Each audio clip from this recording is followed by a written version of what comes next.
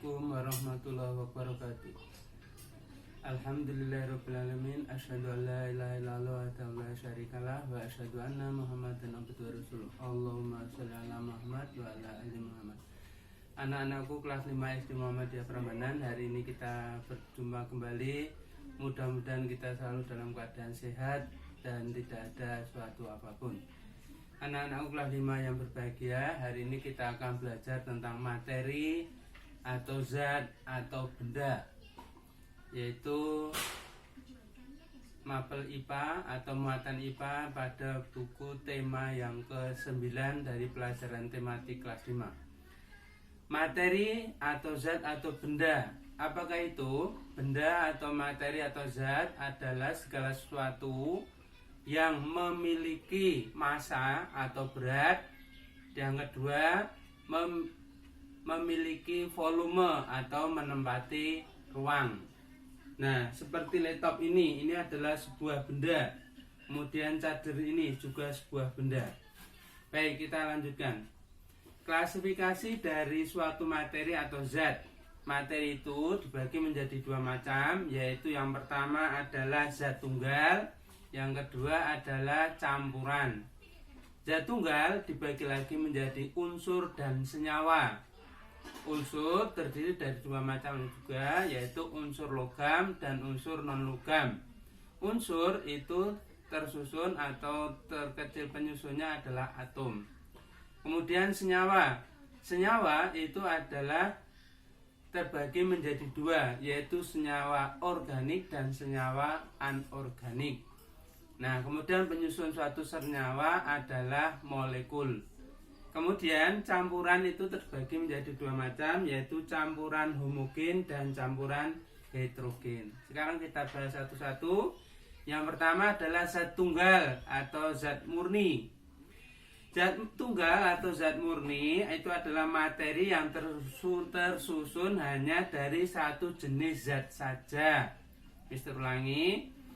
Zat tunggal itu materi yang tersusun dari satu jenis zat saja. Kemudian zat tunggal itu memiliki susunan partikel yang sifatnya tetap, susunan dan sifat yang tetap atau tidak mudah berubah. Kemudian zat tunggal itu terdiri dari unsur dan senyawa.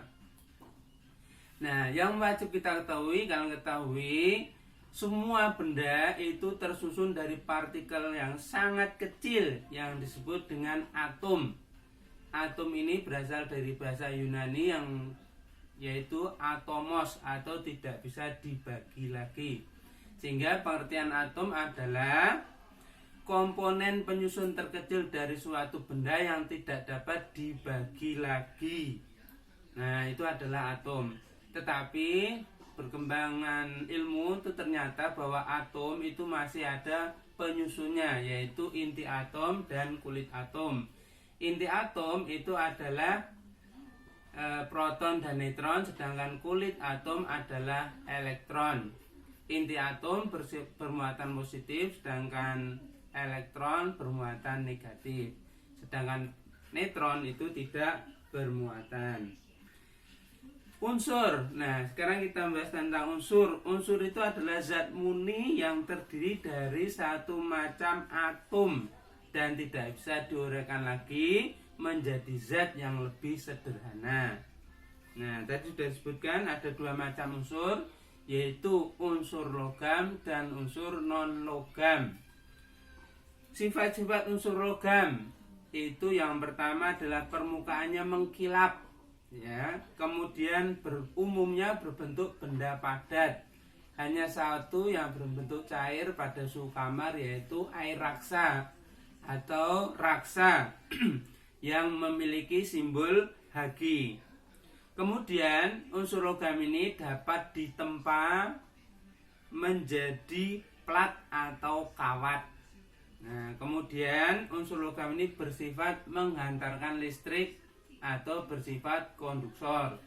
Contohnya adalah besi, emas, perak, raksa tadi, tembaga, seng, timah, kemudian aluminium. Nah, itu semuanya kemudian natrium adalah contoh-contoh unsur logam. Ya. Kemudian unsur non logam itu adalah memiliki ciri-ciri, biasanya ada 3 wujud, ada benda yang berwujud padat, cair maupun berwujud gas. Sedangkan yang logam tadi itu hanya 2, yaitu padat dan cair. Yang cair itu hanya 1, contohnya adalah raksa. Sekarang kita lanjutkan, kita ulang kembali. Unsur non logam itu wujudnya ada 3 macam tadi, padat, cair, dan gas. Yang berikutnya permukaannya kusam atau tidak mengkilap. Nah, ini berkebalikan dengan unsur logam. Kemudian unsur non logam ini tidak dapat ditempa. Ini juga kebalikan tadi. Yang terakhir, unsur non logam biasanya tidak mudah menghantarkan listrik atau bersifat isolator. Nah, contohnya banyak sekali untuk yang non logam. Ada hidrogen, nitrogen, karbon, kemudian belerang, sulfur, fosfor, argon, nah kemudian klor. Itu adalah contoh-contoh unsur non logam. Itu ya, paham ya? Nanti Mister berikan catatannya. Kemudian yang berikutnya adalah senyawa. Senyawa adalah zat tunggal yang tersusun dari gabungan beberapa unsur, ya, yang terikat secara kimia dan memiliki komposisi yang tetap, ya, komposisinya tetap, tidak berubah. Kalau komposisinya berubah, itu akan menjadi senyawa yang lain. Nah, karena tersusun dari beberapa unsur, maka senyawa dapat diuraikan menjadi unsur-unsur penyusunnya dengan proses yang tertentu, yaitu proses-proses kimia. Sifat-sifat unsur suatu senyawa itu sudah berubah, sudah hilang, dan tidak terbawa dalam senyawa yang terbentuk. Jadi sifat-sifatnya sudah hilang, membentuk sifat yang baru, yaitu sifat senyawa tersebut. Contohnya adalah natrium dan klorida. Natrium itu adalah unsur logam, klorida atau klor itu bersifat non logam. Natrium bersifat konduktor, kemudian klor isolator. Klor ini beracun bagi tubuh. Tetapi ketika membentuk NaCl atau natrium klorida, itu adalah garam dapur. Nah, garam dapur itu tidak beracun bagi tubuh. Sedangkan yang klor tadi itu beracun bagi tubuh. Natrium klorida bahkan bermanfaat bagi tubuh. Atau garam dapur tadi itu bermanfaat bagi tubuh. Contoh senyawa yang paling sederhana atau senyawa yang paling sering kita lihat adalah air. Air itu contoh senyawa zat tunggal. Nah, air itu rumus kimianya adalah H2O, tersusun dari 2 unsur, 2 atom, yaitu 1 atom hidrogen, 1 atom oksigen dan 2 atom hidrogen. H2O hanya 2, kemudian oksigennya 1. Nah, contoh air tadi itu harus seperti itu. Jadi penyusunnya itu terdiri dari komponennya jumlahnya tetap. Contoh senyawa yang lain adalah karbon dioksida atau CO2, terdiri dari 1 atom karbon dan 2 atom oksigen. Kalau atom oksigennya berubah, maka sudah berubah lagi, tidak menjadi karbon dioksida lagi. Contohnya adalah CO, terdiri dari 1 atom C, karbon, 1 karbon, dan 1 atom oksigen. Itu bukan karbon dioksida lagi, tetapi sudah menjadi karbon monoksida. Nah, senyawa itu dikelompokkan menjadi 2 macam, yaitu senyawa organik, yaitu senyawa-senyawa yang dihasilkan atau dibentuk atau berasal dari makhluk hidup. Sedangkan senyawa anorganik adalah senyawa-senyawa yang tidak berasal dari makhluk hidup, tapi berasal dari mineral, bukan dari makhluk hidup.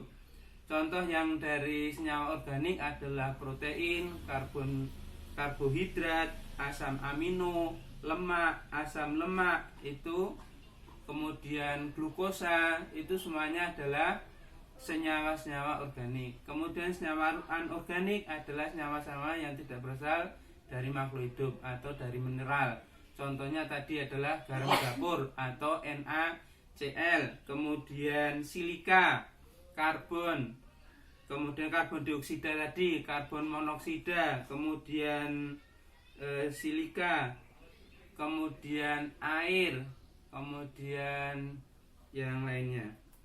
Sekarang campuran, pengertian campuran.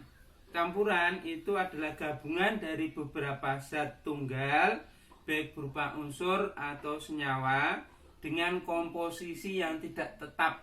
Kalau senyawa tadi komposisinya tetap, begitu komposisinya berubah akan terbentuk senyawa yang lain. Kemudian dalam campuran sifat kalau campuran sifat dari materi penyusunnya itu tetap tidak berubah ya, masih ada. Kemudian campuran itu dikelompokkan lagi menjadi dua macam, yaitu campuran homogen dan campuran heterogen. Nah, kita lihat campuran homogen.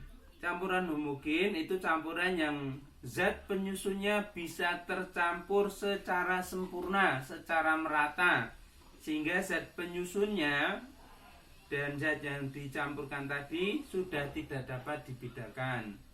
Berikutnya, sifat campurannya serba sama karena materi penyusunnya berinteraksi dengan sempurna namun tidak membentuk zat baru. Kemudian contohnya adalah larutan gula dengan air. Nah, karena larutan ini tercampur dengan sempurna, maka rasa gula di permukaan, di tengah maupun di bagian bawah dari larutan gula itu sama. Campuran homogen yang memiliki pelarut air itu sering disebut juga dengan larutan. Contohnya adalah larutan oralit. Kemudian larutan oralit itu dari gula dan garam. Campuran homogen dapat juga berbentuk atau berwujud benda gas. Ya, contohnya udara. Ini adalah campuran homogen. Nah, udara itu berasal dari ada oksigen, karbon dioksida, nitrogen. Nah, itu adalah udara. Itu merupakan contoh campuran homogen yang berupa benda gas. Kemudian campuran homogen yang berupa benda padat. Kalian tentu tahu ada gelang emas, cincin, kalung emas. Itu semuanya adalah campuran homogen berupa benda padat. Karena benda-benda yang terbuat dari emas yang digunakan sebagai perhiasan itu tidak ada yang berupa emas murni 24 karat, tetapi berupa emas campuran dengan perak, sehingga kadar karatnya itu berubah. Emas murni yang karatnya 24 karat itu biasanya tidak digunakan, karena kalau digunakan nanti akan mudah hilang kalau bergesekan dengan segala sesuatu. Sehingga cincin, gelang, kalung itu biasanya kadarnya adalah yang paling tinggi 23 karat. Kemudian ada yang 22 karat, 21 karat. Nah, itu adalah campuran antara emas dengan perak. Nah, contoh campuran homogen yang berupa benda padat yang lain adalah perunggu, kemudian kuningan, kemudian besi baja. Baja itu adalah gabungan campuran dari besi dan karbon. Baja dan karat itu dicampur lagi dengan klor, dengan krom, sehingga bajanya menjadi tidak mudah berkarat. Itu contoh-contoh campuran benda padat. Kemudian contoh campuran benda cair itu adalah larutan air dengan gula, larutan air dengan garam, larutan air dengan pewarna, ya, makanan, pewarna makanan. Kemudian larutan air dengan micin atau vetsin atau bumbu penyedap itu MSG, ya, atau moto, air dengan moto atau air dengan micin, vetsin tadi itu juga termasuk campuran homogen yang berupa cair, benda cair. Kemudian oralit, kemudian sirup. Nah, itu adalah contoh-contoh campuran homogen. Kita lanjutkan, campuran heterogen.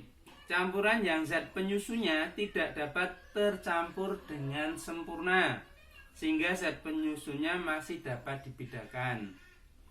Kemudian Zat penyusunnya tidak berinteraksi sehingga rasa sifat penyusunnya tidak merata di setiap bagian campuran.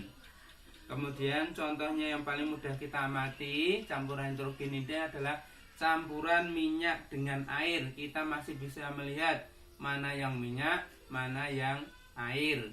Nah, itu adalah campuran nitrogen. Contoh-contoh campuran nitrogen: campuran air dengan kopi, campuran air dengan minyak, campuran air dengan tepung, campuran air dengan tanah, campuran air dengan semen, kemudian adonan kue, sup buah, kemudian sereal. Itu contoh-contoh campuran nitrogen. Masih banyak lagi contohnya. Baik, sekarang kita membedakan ya antara campuran dan senyawa. Campuran itu tidak tentu tanpa reaksi kimia, tidak perlu menggunakan reaksi kimia untuk terjadi campuran ya. Sedangkan senyawa itu terbentuk melalui reaksi kimia ya. Contohnya terbentuknya glukosa itu berasal dari reaksi kimia. Air dengan karbon dioksida direaksikan oleh klorofil terbentuk glukosa, maka itu adalah reaksi kimia sehingga terbentuk senyawa glukosa. Senyawa glukosa ini adalah contoh senyawa organik karena berasal dari makhluk hidup. Perbandingan komponen yang menyusun campuran itu tidak tentu ya, dapat sembarang. Sedangkan perbandingan komponen yang menyusun senyawa itu melalui cara tertentu dan tetap. Seperti tadi sudah diterangkan, CO2 itu berasal dari satu atom C dan dua atom oksigen. Kalau hanya satu atom C dan satu atom O, nanti akan terbentuk senyawa yang lain lagi, yaitu karbon monoksida. Kemudian campuran, komponen-komponen campuran itu tetap memiliki sifat masing-masing. Sifatnya masih ada. Sedangkan untuk senyawa, komponen-komponen senyawa sudah kehilangan sifatnya dan terbentuk sifat yang baru. Kemudian campuran dapat dipisahkan dengan cara fisika ya, seperti penyaringan, kemudian ada penyulingan. Nah, itu adalah cara-cara memisahkan komponen-komponen campuran. Sedangkan untuk senyawa tidak dapat dipisahkan menjadi komponen-komponen kembali secara fisik, tapi harus dengan secara reaksi kimia. Nah, demikian anak-anakku semuanya. Nanti bisa kalian baca lebih lanjut dari yang Mr. share kepada kalian. Tetap semangat, sementara tinggal di rumah, stay at home. Assalamualaikum warahmatullahi wabarakatuh.